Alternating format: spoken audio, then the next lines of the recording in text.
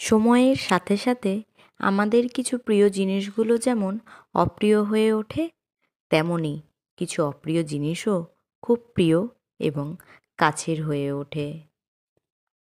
ভালো খারাপ বলতে কিছু হয় না।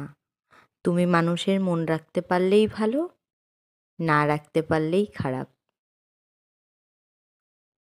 কথাগুলি কেমন লাগলো অবশ্যই জানিও। জাতীয় ফুল, জাতীয় ফল, মুখের থেকে বার করো ওগুলো। জাতীয় পশু, পশ্চিমবঙ্গের রাজধানী কলকাতা।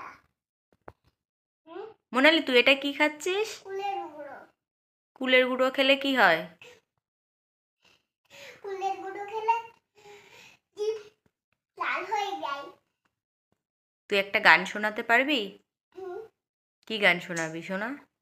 আব্বু আকবর কয় কেন লিখতে বসেন, আব্বু আকবর কয় কেন পড়তে বসেন না, আম্মু আকবর কয় কেন লিখতে বসেন না, কি করে বলি আমার পড়ালেখা ভালো লাগে না, ভালো লাগে না।